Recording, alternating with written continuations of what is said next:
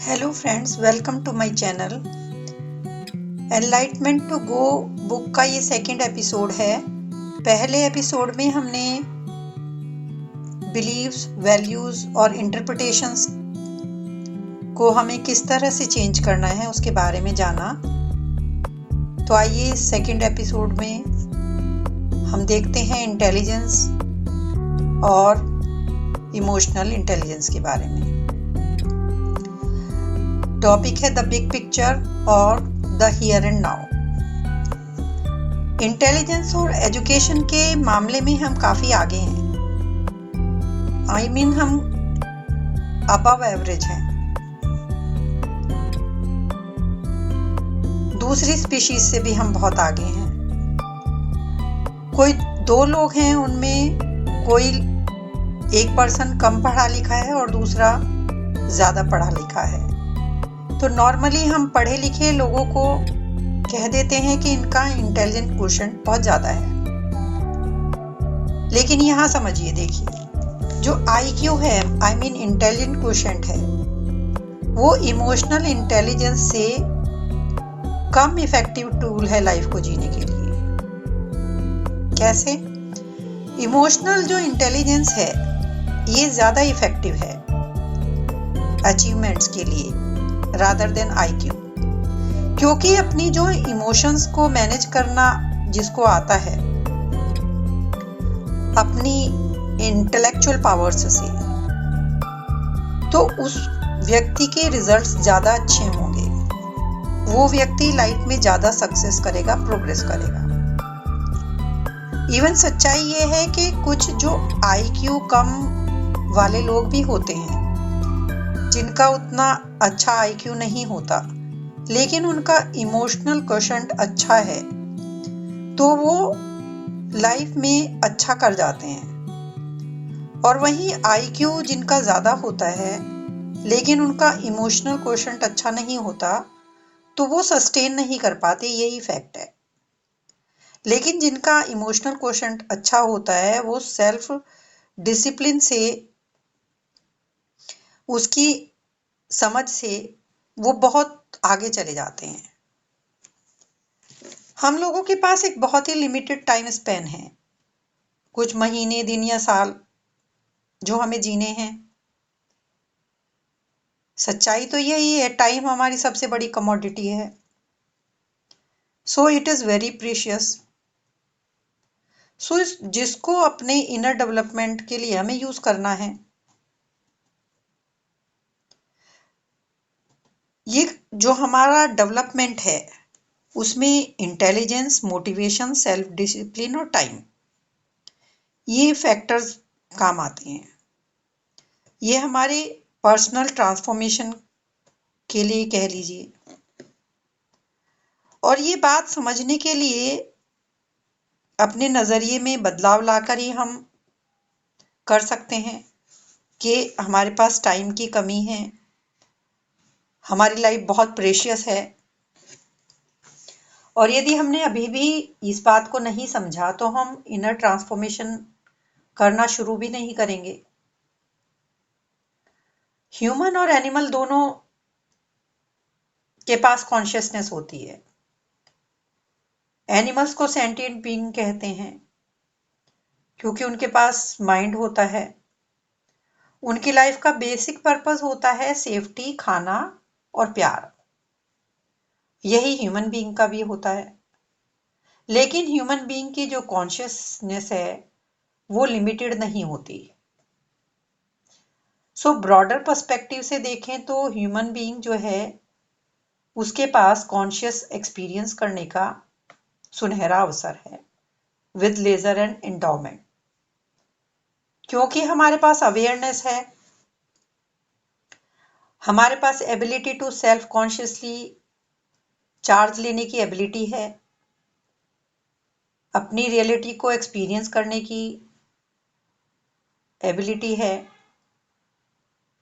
अपने कर्म के बंधन को तोड़ के पॉजिटिव डेस्टिनी की तरफ ले जाने की एबिलिटी है, अपनी बॉडी, स्पीच और माइंड के नेगेटिव एक्शंस को तोड़ने की एबिलिटी है, अपने लिए और अपने समाज के लिए यूजफुल बनने की योग्यता है। और ये सब करने से हमें एनलाइटमेंट मिल जाएगा। ये समझने की जरूरत होती है कि ह्यूमन लाइफ बड़ी मुश्किल से मिलती है। शांति देवा इसको समझाते हैं कि जैसे हिमालयाज में रहने वाले कभी भी ओशन या टर्टल को नहीं देख सकते, इसी तरह प्रश्न ये है कि क्या हम अपनी इस ह्यूमन लाइफ में एक लिमिटेड एरिया में ही रहेंगे? इसको हम सही यूज नहीं कर पाएंगे। तो समय है अपने टाइम को अच्छे से यूज करने का, कि what exactly we are doing about it. Leonardo जो विंची जो 15th सेंचुरी के आर्टिस्ट, साइंटिस्ट और थिंकर थे, वो फ्लोरेंस के लोगों की निंदा करते थे। वो कहते थे क्यों लोग अपॉर्चुनिटीज को यूज नहीं करते, क्यों लोग खुद को डेवलप नहीं करते। हमारे पास होलसम लाइफ जीने का चांस है, लेकिन हमारे जो एक्शंस हैं वो होलसम नहीं है। तो हम बेटर कर पाएंगे?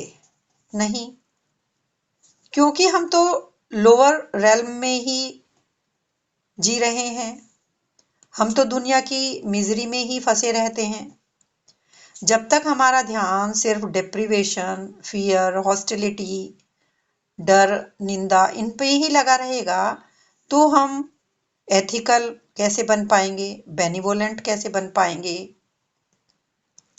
हमें सेल्फ इंटरेस्ट को छोड़कर, जो कि एक बहुत ही नैरो विजन है, हमें एक panoramic view of broader perspective को देखना होगा। हमें डिससेटिस्फेक्शन या और प्लेजर दोनों हमें एक्सपीरियंस करने होंगे, जबकि दोनों जो कंडीशंस हैं वो हैं तो टेम्परेरी।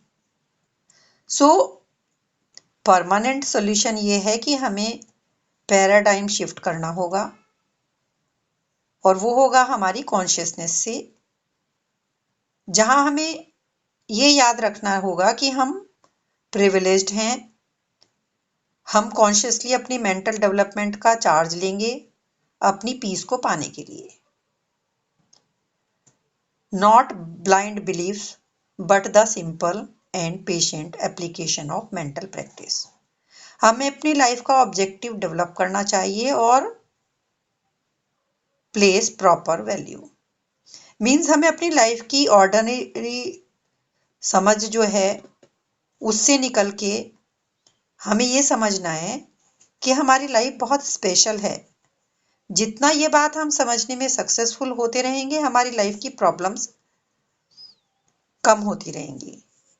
लाइफ की प्रॉब्लम्स तो आनी ही हैं, उनसे हम डिस्टर्ब नहीं होंगे। इन परिस्थितियों को जो हमें पहले डिस्टर्ब करती थी, जब हम ये समझने लगेंगे कि हमें इनमें नहीं उलझना है, ये जो प्रॉब्लम्स हैं ये हमें सिर्फ अनहैप्पीनेस देती हैं, ये वेस्ट ऑफ टाइम है, तो हम डे टू डे प्रॉब्लम्स को बैलेंस्ड तरीके से हैंडल करके उनको सही तरीके से करने में इनेबल हो जाएंगे। थॉट्स और फीलिंग्स मैजिकली खत्म नहीं होती। जब हमारा सोचने का तरीका बहुत ही दिनों तक, बहुत ही लंबे टाइम तक सेम रहता है, तब वो हमारे ऊपर हावी होती हैं। आप देखिए, यदि कोई नेगेटिव थॉट आता है, थोड़ी देर के लिए आता है, उससे प्रॉब्लम नहीं होती। लेकिन यदि कोई नेगेटिव थॉट आए और उसकी जगह हम पॉजिटिव थॉट रख देते हैं, या यूं कहें कि कोई मिजरी की तरफ दौड़ने के बजाय उसे कैसे पीठ दिखानी है, हमें ये सीखना है। तभी हमें एडवांटेज मिलेगा, तभी हमें लाभ मिलेगा। यानी हम अपने थॉट पैटर्न्स को चेंज करके नेगेटिव से पॉजिटिव की तरफ लाना जब सीख जाएंगे, तब हम एक हैप्पियर बीइंग बन जाएंगे। ये रिकॉग्निशन होना कि हम अपनी अनहैप्पीनेस खुद ही क्रिएट करते हैं, क्योंकि हम शॉर्ट टर्म चीज़ों पे फोकस करके रखते हैं।